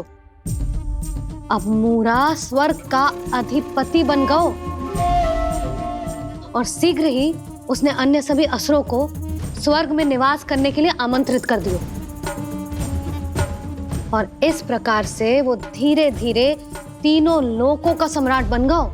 उसे किसी ने रोका नहीं मैया? ना लल्ला, इतना साहस किसी में था ही ना। और फिर ये निश्चित करने के लिए कि भविष्य में किसी और असुर की मृत्यु ना हो, वो यमराज पे भी विजय प्राप्त करने के लिए यमलोक की ओर प्रस्थान कर दियो। वो तो अपने आप को और सभी असुरों को अमर बनाना चाहता था, पर देवता और यमराज भी उसकी ये योजना समझ गए थे। इसीलिए उसके आने से पहले ही सारे देवताओं ने श्री नारायण से सहायता के लिए गुहार लगाई। अब केवल आप ही कुछ कर सकते हैं प्रभु। अभी तो मूरा केवल त्रिलोक का स्वामी है, और यदि उसने यमलोक भी जीत लिया तो वो जीवन को ही नियंत्रित नहीं करेगा प्रभु, वो मृत्यु का भी स्वामी हो जाएगा। ऐसे में पहले सृष्टि का संतुलन तो नष्ट होगा प्रभु, और फिर स्वयं सृष्टि ही नष्ट हो जाएगी। ऐसा नहीं होगा यमदेव। नियति ऐसा होने ही नहीं देगी। विधि रचेगी खेल और मैं बनूंगा माध्यम। असुर राज मुरा का सामना मैं करूंगा। बस आप मुझे चुनौती देने के लिए उसे तैयार कर लीजिए, चाहे उसके लिए आपको साम दाम दंड भेद कोई भी उपाय क्यों ना अपनाना पड़े।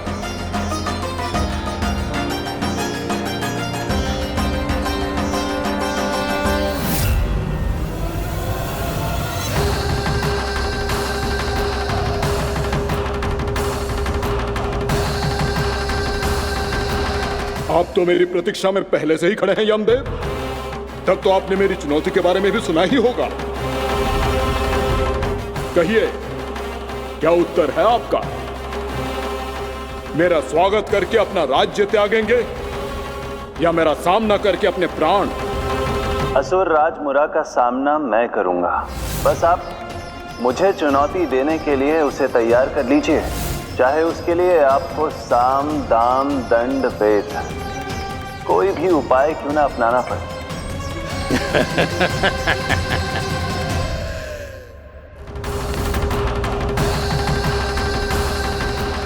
आप तो मेरी प्रतीक्षा में पहले से ही खड़े हैं यमदेव। तब तो आपने मेरी चुनौती के बारे में भी सुना ही होगा। कहिए, क्या उत्तर है आपका? मेरा स्वागत करके अपना राज्य त्यागेंगे या मेरा सामना करके अपने प्राण? हे असुर श्रेष्ठ, मैं आपकी अधीनता स्वीकार करने के लिए तैयार हूं।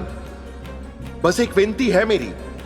शर्त को विनती का नाम देकर पहलाना चाहते हो मुझे यमराज? असुर राज मूरा के सामने शर्त रख पाओ, इतना सामर्थ्य नहीं है तुम में। इसका आभास है मुझे असुरराज, पर मैं आपकी अधीनता स्वीकार करूं इससे पहले आपको स्वामी धर्म का पालन करना होगा। मेरे पुराने स्वामी के क्रोध से मेरी रक्षा करनी होगी आपको। कौन है तुम्हारा पुराना स्वामी? भगवान श्री नारायण। और छोटी माँ मूरासुर को तो श्री नारायण से भी रक्षा का वरदान प्राप्त था ना? यही तो श्री नारायण की लीला थी बलराम।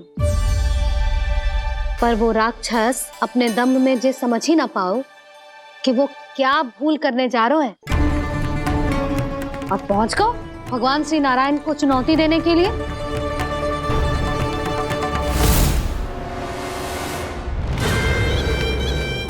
वहीं ठहर जाओ असुर राज मुरा।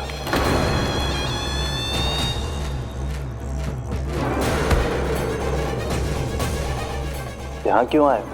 आपको पराजित करने और ये वैकुंठ जीतने, ताकि मैं यमलोक का स्वामी बन सकूं।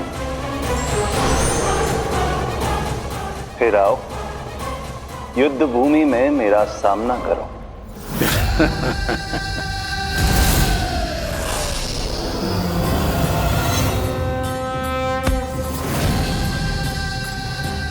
ये नहीं जानते कि इनसे ना हारने का वरदान तो मैं पहले ही प्राप्त कर चुका हूं। इसलिए युद्ध ठीक से आरंभ हो पाए उससे पहले ही इन्हें जीत लूंगा मैं।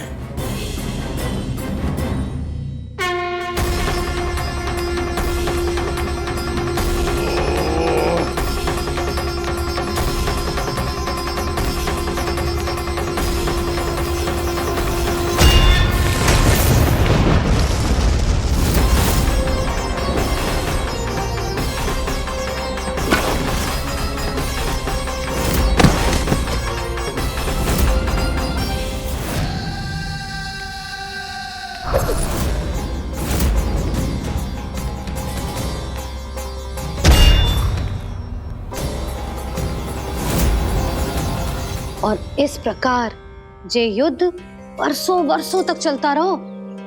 दोनों योद्धा पूरे ब्रह्मांड में अनेक अस्त्रों शस्त्रों के साथ युद्ध करते रहे।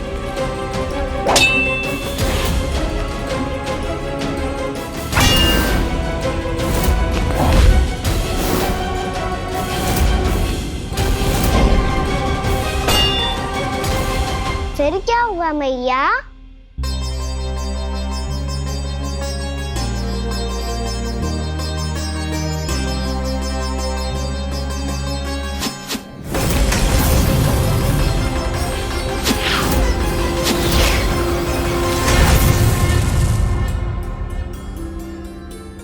उस युद्ध को कभी समाप्त हुआ हो, पर कैसे?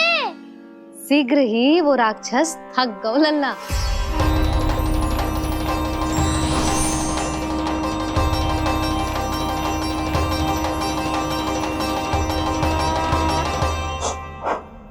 खड़े खड़े देख क्या रहे हैं नारायण? आक्रमण कीजिए, वध कर दीजिए मेरा।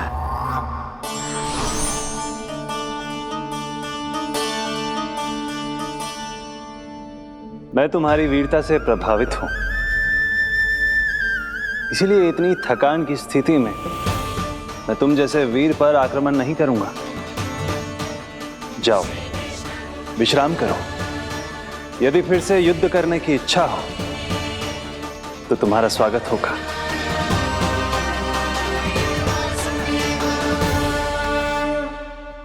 जे कह के श्री नारायण बद्रिका आश्रम चले गए और वहां हिमवत नाम की एक कंदरा में ध्यान लगा के बैठ गए। उधर वो राक्षस विश्राम करने लगो। अनेकों दिन बीत गए और अब वो राक्षस मूरा फिर से स्वस्थ होके बलवान हो गया था। उसने अपनी सारी शक्ति फिर से प्राप्त कर ली थी। श्री नारायण ने उस पर दया करी थी, पर वो फिर से श्री नारायण को छलने को तैयार होगा।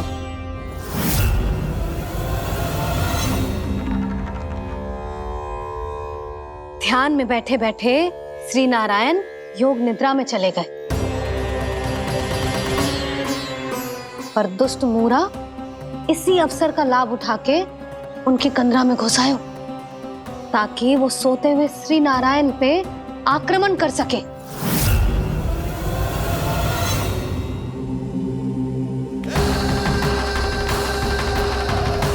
आज इस लंबे युद्ध को जीतकर अपने इस अंतिम शत्रु का भी अंत कर दूंगा मैं।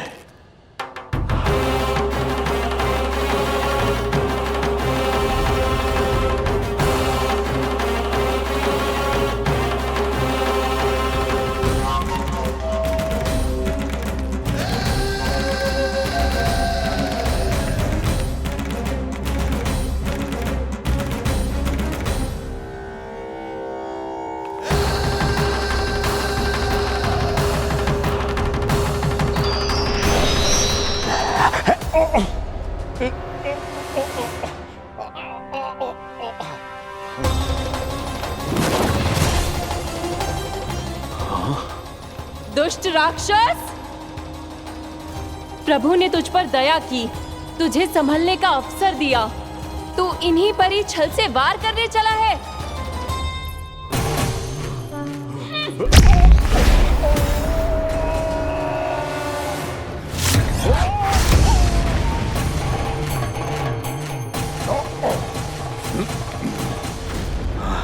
मैं अजय हूँ, मुझे कोई पराजित नहीं कर सकता। ब्रह्मा का वरदान है मुझे।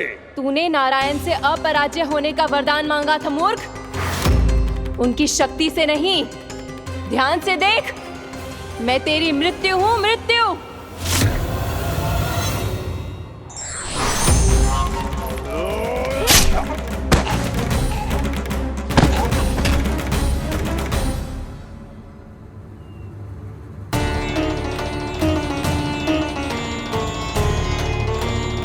वो देवी कौन थी छोटी माँ?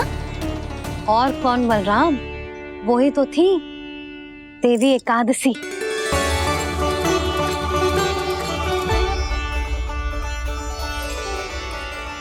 मुझे क्षमा कीजिए प्रभु, आपकी आज्ञा के बिना ही युद्ध करके आपके शत्रु को मृत्यु के घाट उतार दिया। क्षमा नहीं, आपकी तो प्रशंसा होनी चाहिए देवी। असुर राज को मारकर आपने सभी देवताओं को मुक्त करवाया है।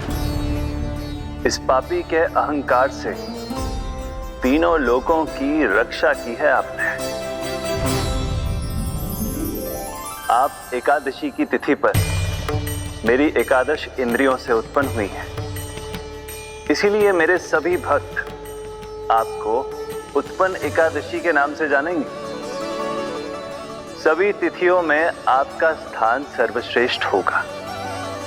जिस तरह आपने राक्षस के आक्रमण से मेरी रक्षा की है, उसी प्रकार एकादशी के दिन व्रत करके जो भी भक्त आपकी कथा सुनेगा, मैं स्वयं उसकी रक्षा करूंगा। जो आपकी पूजा करेगा उसे मेरी विशेष कृपा प्राप्त होगी और उसके साथ साथ उसे मिलेगा धन, सिद्धि और मोक्ष।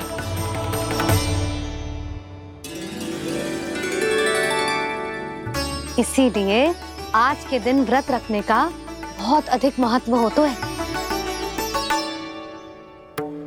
बोलो एकादशी मैया की जय। बोलो श्री नारायण भगवान की जय।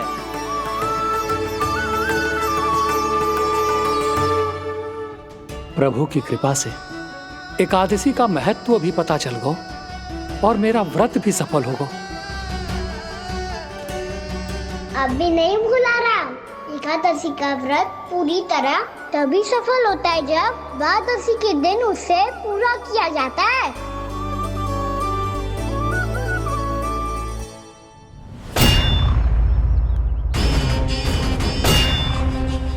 आवश्यक है आपको यह आभास होना कि उस विष्णु अवतार को पराजित करने के लिए आपके साधारण योद्धाओं में वो सामर्थ्य नहीं है। वो विष्णु अवतार कुछ अधिक ही असाधारण है।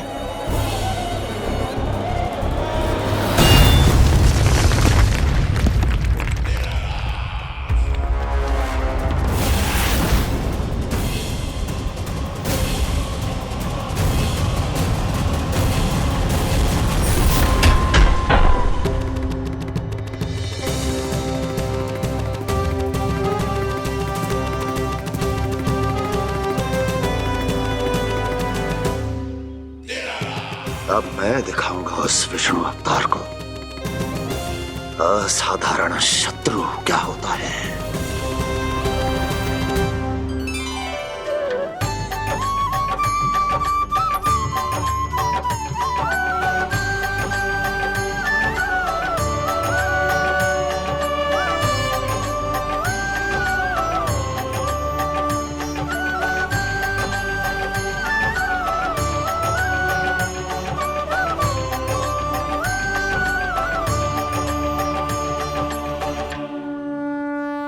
मामा अधीर हो रहे हैं, पर मैया ने मुझे अभी तक बाहर जाने की आज्ञा नहीं दी है।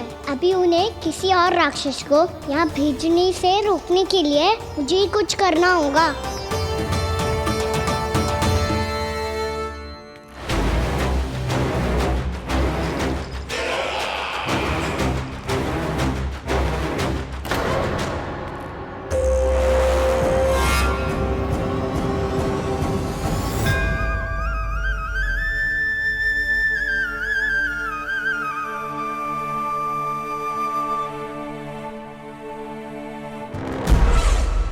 कौन हो तुम?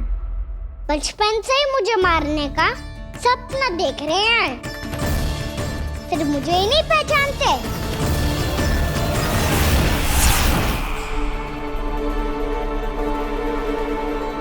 बचपन से विष्णु अवतार। कोई कान्हा बुलाता है तो कोई मुरलीधर पुकारता है, कोई माखन चोर कहता है, कोई कहता है चिच्चोर। पर विष्णु अवतार इस नाम से तो बस आप ही मुझे बुलाते हो मामा जी। इतना साहस, ये तो यहाँ आ गया है।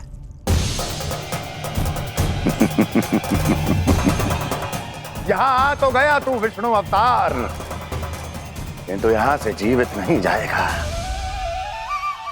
तेरे इस शीश को तेरे धड़ से अलग कर दूंगा मैं।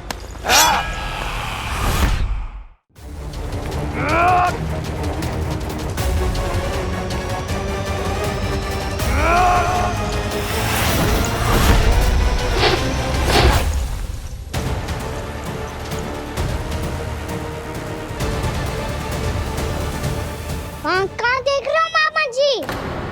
मैं तैयार हूँ।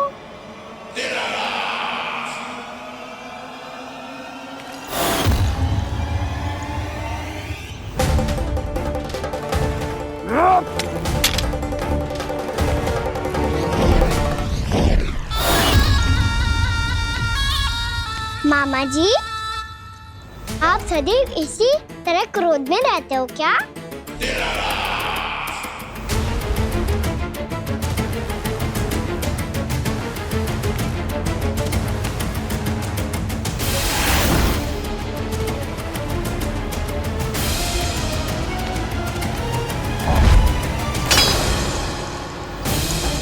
छोड़ छोड़ मेरी तलवार को। छोड़ो तो तब जब पकड़ा हूँ।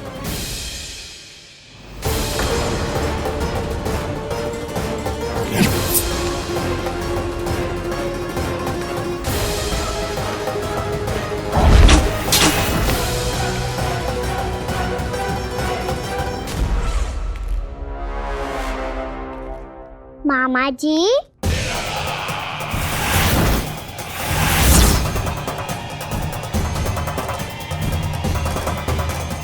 आप थक गए होंगे, थोड़ा विश्राम कर लो।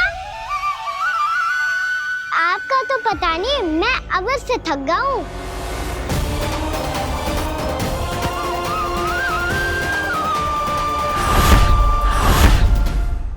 मेरे सिंहासन पर बैठने का तो साहस। अभी तो बस अभ्यास कर रहा था मामा जी। भविष्य में मुझे तो बैठना है यहाँ।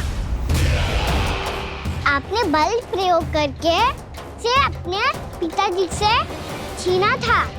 मैं आज से छीन लूंगा।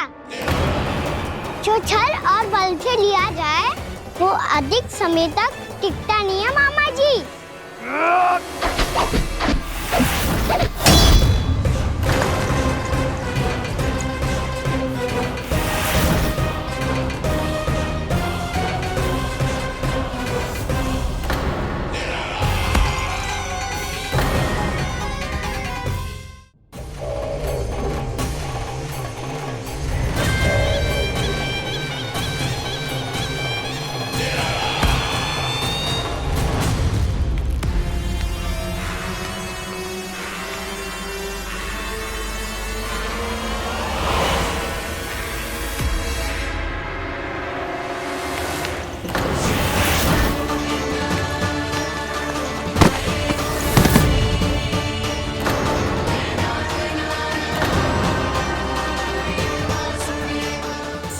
आपको ये सिंहासन छोड़ना होगा।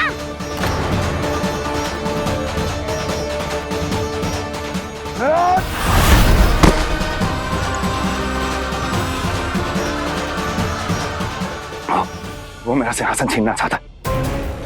वो आ रहा है, वो आ रहा है। सैनिकों!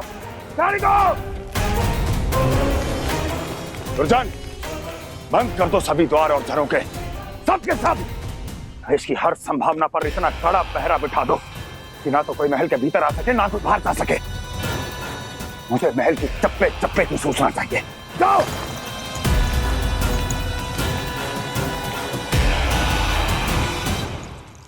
सिंहासन।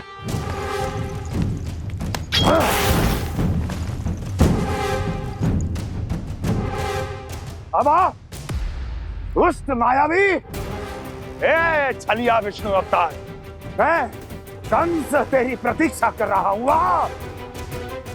देखता हूँ मेरे सिंहासन पर कैसे बैठता है तू। मुझे तो बस कुछ समय चाहिए था, वो मिल गया। अब करते रहिए आप प्रतीक्षा।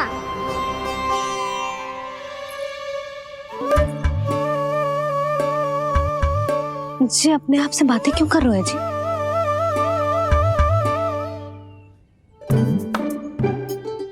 आप मुस्कुरा क्यों रहे हो? ना कछु ना। बताओ क्यों मुस्कुरा रहे हो? तुम ही पर गए हैं जी। जब तुम व्रत करती हो तो तुम भी ऐसा ही करती हो। इसी प्रकार भूख अधिक लगने पर अपना ध्यान भटकाने के लिए स्वयं से ही बड़बड़ाती रहती। होगा। आपको तो बस मेरा उपहास उड़ाने के लिए बहाना चाहिए।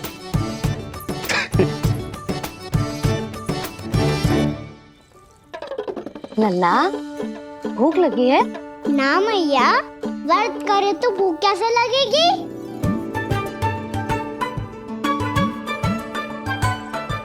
यदि लगी हो तो छोटे बालकों को थोड़ी बहुत भूल चूक क्षमा होती है। कछु ना तो फल तो तू खा ही सकते है। अब तो पूरे नियम और विधि विधान से व्रत तोड़ूंगा। कल द्वादशी के सुबह मुहूर्त के अनुसार। ठीक।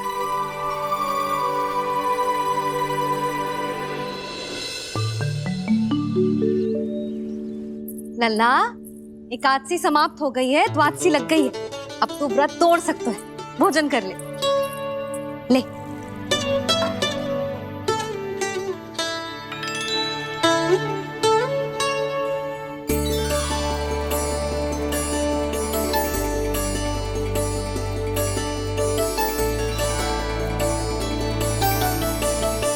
आज तो कार्य कर लीजिएगा। मैं ना चाहती कि सब गांव वाले फिर से आपका उपहास उड़ाएं। अरे इसी क्षण कार्य आरंभ करना आवश्यक ना है। कुछ खा तो लो। कल भी पूरे दिन व्रत में रहे, अब तो कुछ खा लो। ना, अभी बिल्कुल भूख ना है। और हाँ भगवान, तुम्हें चिंता करने की आवश्यकता नहीं है। आज मैं किसी को भी 2 शब्द कहने का अवसर नहीं दूंगा।